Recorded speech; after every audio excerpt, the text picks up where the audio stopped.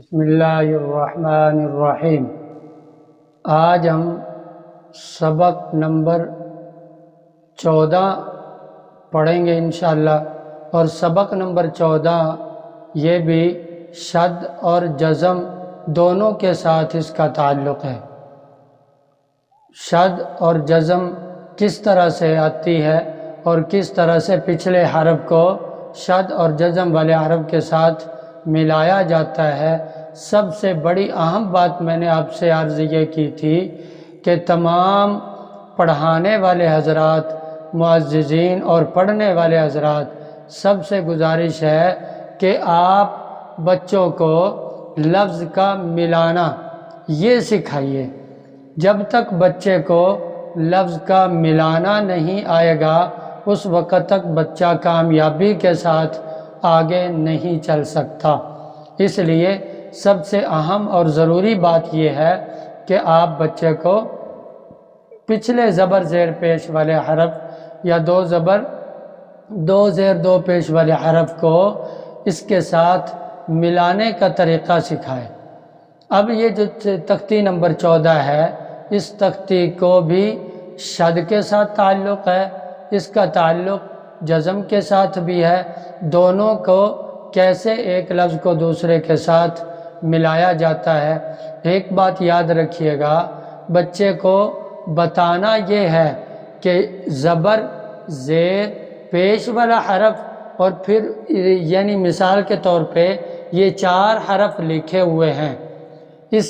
حرف کے اوپر نیچے زبر زیر پیش لگی ہوئی ہے، آگے لکھنے کے اندر الف آ رہا ہے، لام آ رہا ہے، لیکن اس حرف کے اوپر شد آ رہی ہے، شد آ رہی ہے یا جزم آ رہی ہے، تو یہ زبر زیر پیش والا یہ جو حرف ہے، یہ حرف نہ اس کے ساتھ ملے گا نہ اس کے ساتھ ملے گا۔ جہاں پہ جزم یا شد لگی ہوئی ہے، پچھلا زبر زیر پیش والے حرف کو اس کے ساتھ ملانا ہے۔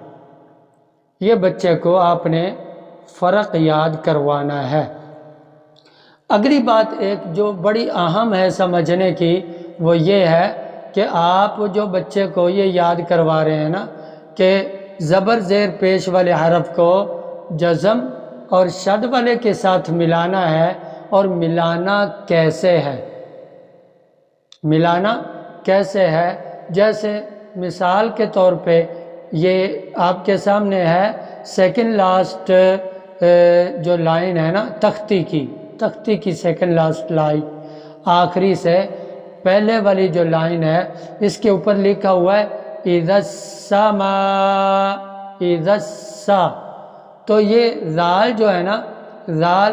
یہ سین کے ساتھ کنیکٹ ہو رہی، اِذَا، تو زال کے اوپر زبر ہے، آگے اس کے الف بھی ہے، پھر الف ہے، پھر لام ہے، 2 الف ہیں، پھر لام ہے، پھر آگے چوتھے حرف کے اوپر جا کر یہ جزم شد لگی ہوئی ہے، تو زال کے اوپر زبر ہے، اور زبر والے حرف کو شد والے سے ملانا ہے، اِذَس، زال کے اوپر زبر، ذس۔ اسی طرح فار ایگزامپل، مثال کے طور پہ اگر زال کے نیچے زیر بھی ہو تو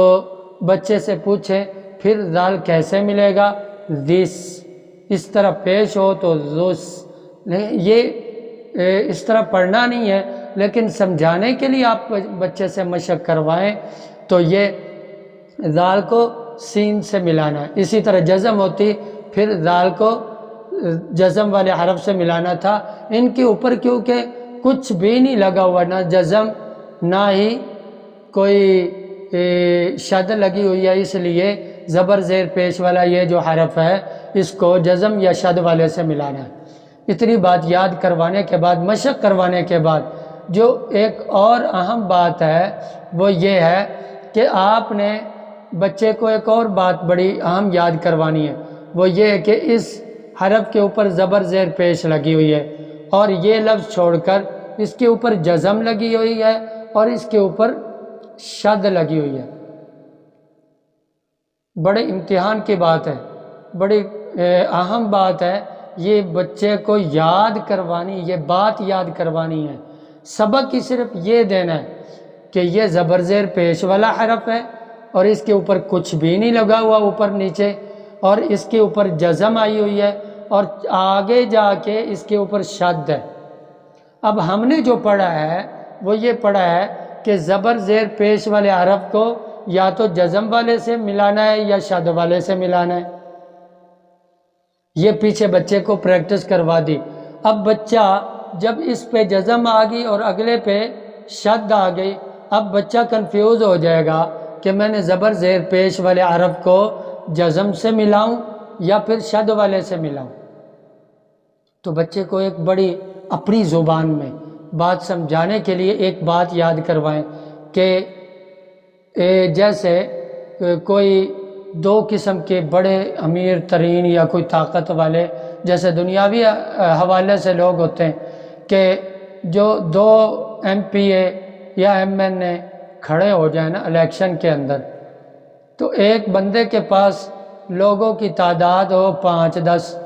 اور ایک کے پاس ہزاروں کی تعداد ہو، تو طاقت کس کے پاس زیادہ ہے؟ جس بندے کے پاس ہزاروں لوگوں کی تعداد ہے طاقت تو اسی کے پاس ہے نا، اور ایک بندے کے پاس 5-10 یا 1-2 بندے ہیں جو اس کی سپورٹ کرنے والے ہیں، تو طاقتور بندہ کون کہلائے گا؟ الیکشن کے حوالے سے اللہ کی نگاہ میں تو کوئی بھی ہو سکتا ہے، لیکن یہ تعین ہم نہیں کر سکتے، لیکن ہم دنیاوی نگاہ سے دیکھیں تو جس کے پیچھے ہزاروں کا مجمع ہے اس کو ہم طاقتور سمجھتے ہیں، طاقتور سیاستدان سمجھتے ہیں۔ تو یہ بات ہمارے درمیان ایک مشہور ہے۔ تو یہی بات آپ بچے کو سمجھائیں کہ یہ دیکھیں اس کے اوپر زبر زیر پیش لگی ہوئی ہے اور اس کے اوپر کچھ نہیں لگا ہوا، اور اس کے اوپر جزم ہے اور اس کے اوپر شد ہے۔ جب جزم اور شد اکٹھے آ جائیں تو یاد رکھیے شد والے حرف کے پاس شد کے اندر طاقت زیادہ ہے، تو یہ زبر زیر پیش والا حرف اس شد والے سے ملے گا، جزم والے سے نہیں ملے گا۔ اللہ پاک ہماری دینی خدمات کو قبول فرمائے، قرآن مجید پڑھنا پڑھانا قبول فرمائے اور سمجھ کر پڑھنے کی توفیق عطا فرمائے۔ السلام علیکم ورحمۃ اللہ وبرکاتہ۔